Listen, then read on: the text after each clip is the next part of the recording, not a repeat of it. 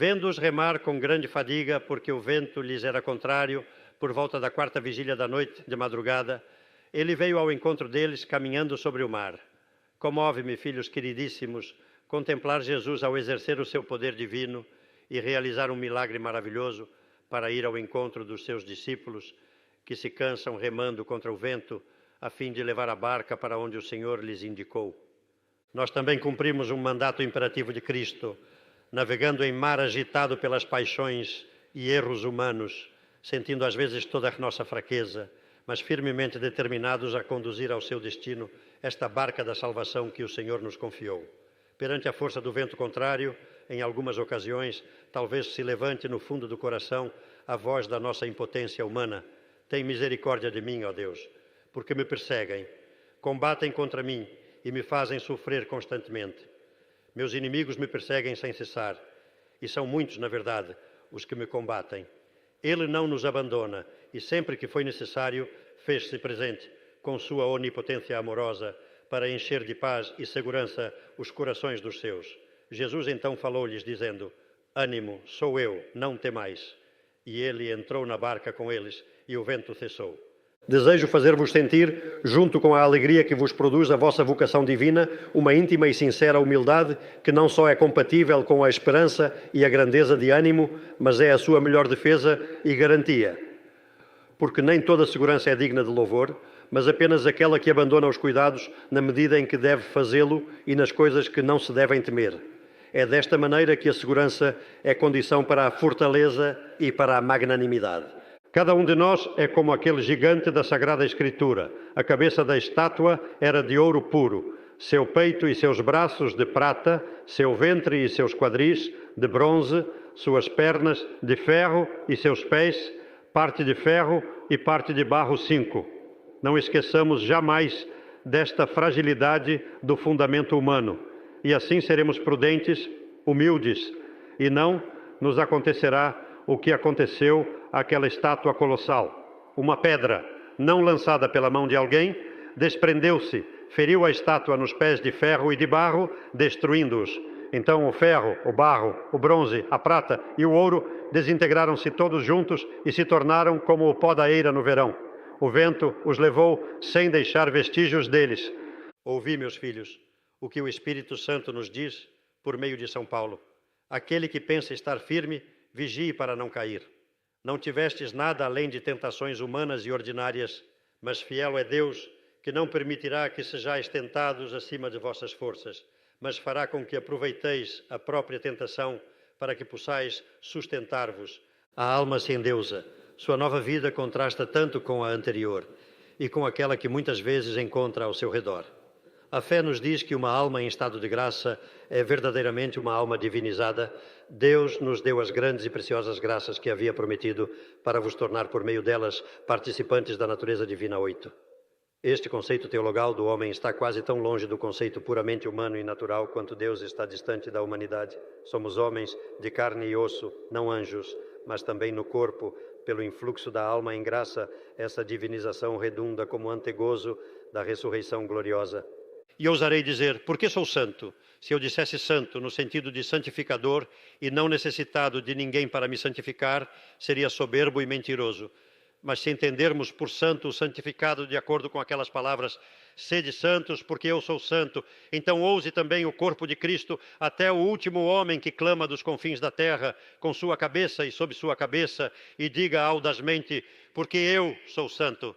Não vos posso ocultar, meus filhos, meu temor de que, em algum caso, esse endeusamento, sem uma base profunda de humildade, possa causar presunção, corrupção da verdadeira esperança, soberba e, mais cedo ou mais tarde, o colapso espiritual diante da experiência inesperada da própria fraqueza. Costumo dar o exemplo do pó que é levantado pelo vento até formar lá no alto uma nuvem dourada, porque reflete os raios do sol. Da mesma forma, a graça de Deus nos eleva e reverbera em nós toda aquela maravilha de bondade, de sabedoria, de eficácia, de beleza que é Deus. Se tu e eu sabemos que somos pó e miséria, pouquinha coisa, o Senhor acrescentará o resto. É uma consideração que preenche a minha alma, mas endeusamento sem humildade, péssimo. E se o endeusamento for corporativo, pior. Porque tu, Senhor, salvas o povo humilde e humilhas o soberbo. Nas jornadas da vida interior e nas do trabalho espiritual, o Senhor concede aos seus apóstolos esses tempos de bonança, e os elementos, as misérias próprias e os obstáculos do ambiente emudecem.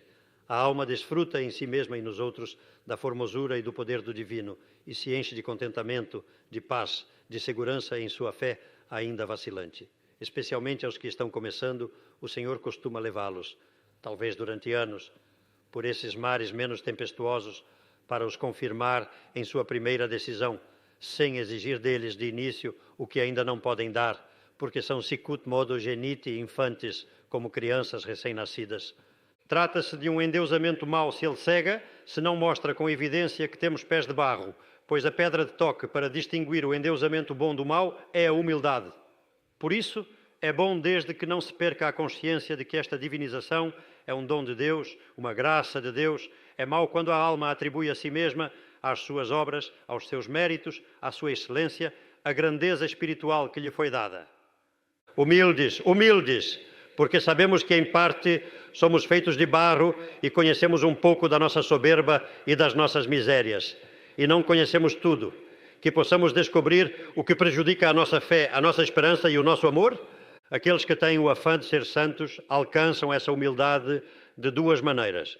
Uma delas ocorre quando aquele que se esforça por exercitar a piedade está em plena experiência espiritual e por causa da fraqueza do corpo, ou pela ação dos que desejam o mal dos que praticam a virtude, ou por causa dos maus pensamentos que o assaltam, vê a si mesmo com mais modéstia e submissão.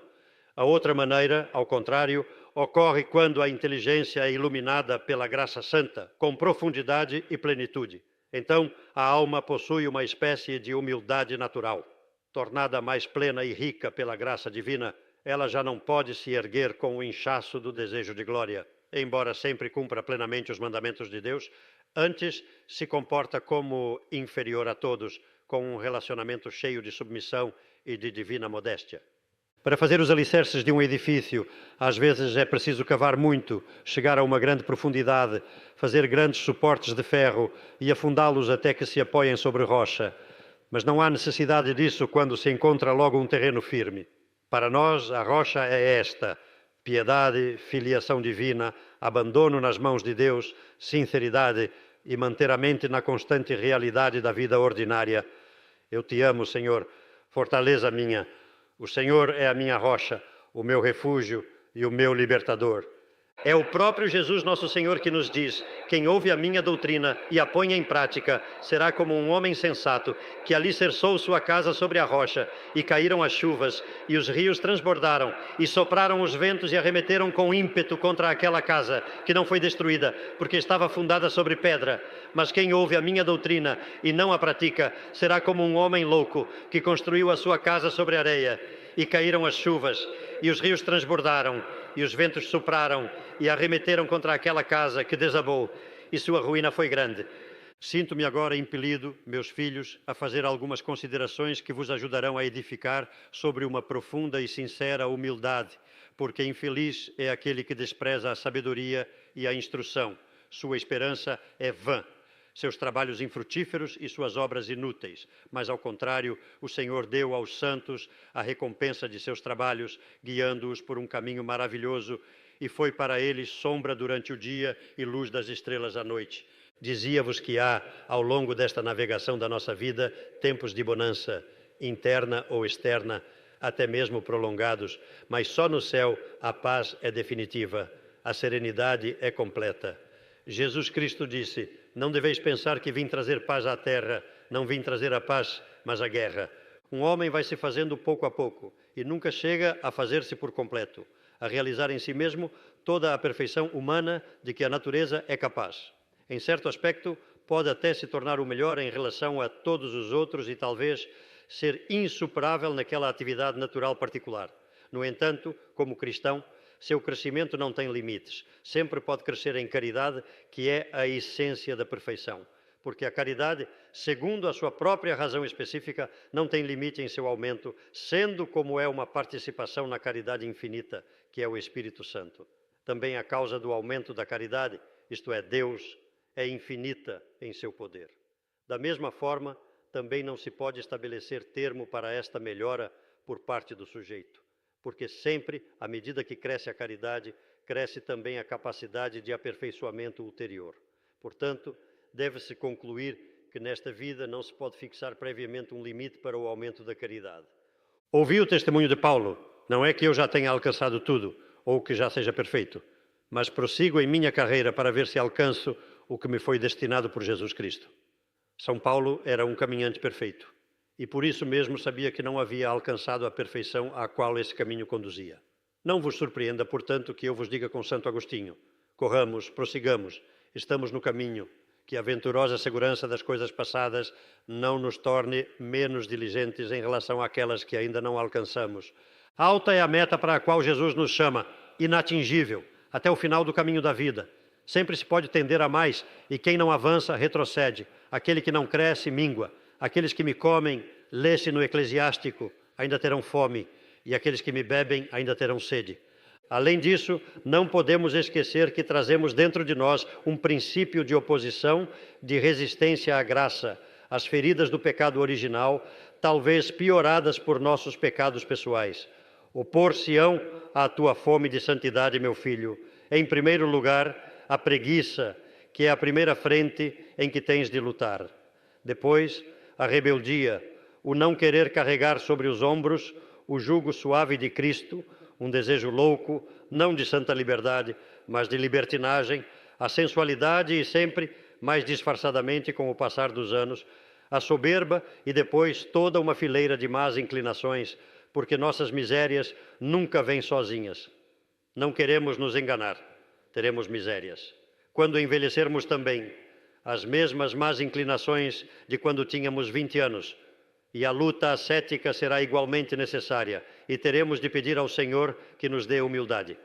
É uma luta constante. Militia est vita hominis super terram, mas a paz está precisamente na guerra. A paz é consequência da vitória. Meus filhos, não tenhais vergonha de ser miseráveis, não vos acovardeis por terdes no coração o fome peccati, a matéria apropriada para alimentar o fogo do pecado. Não vos assusteis, porque o justo cai 7 vezes e outras tantas se levanta.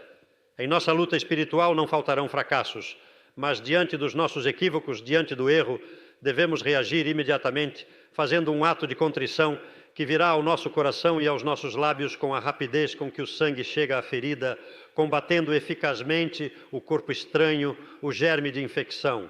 Asseguro-vos, diz o Senhor Deus, que não me alegro com a morte do ímpio, mas com que ele se afaste do seu caminho e viva. Convertei-vos dos vossos maus caminhos, porque insistis em morrer, casa de Israel. Tu, pois, filho do homem, dize também aos filhos do teu povo: a justiça do justo não o salvará no dia em que pecar, e a impiedade do ímpio não o estorvará no dia em que se converter da sua iniquidade, assim como o justo não viverá por sua justiça no dia em que pecar. É lógico, por outro lado, que sintamos a atração não já do pecado, mas dessas coisas humanas nobres em si mesmas, que abandonamos por amor a Jesus Cristo, sem que por isso tenhamos perdido a inclinação a elas. Porque tínhamos esta tendência, a dedicação de cada um de nós foi um dom de si, generoso e desprendido. Por preservarmos essa entrega, a fidelidade é uma doação contínua, um amor, uma liberalidade, um desprendimento que perdura e não simplesmente o resultado da inércia. São Tomás diz: eius den autem est aliquid constituere et constitutum conservare. A mesma coisa que deu origem à tua entrega, meu filho, haverá de conservá-la.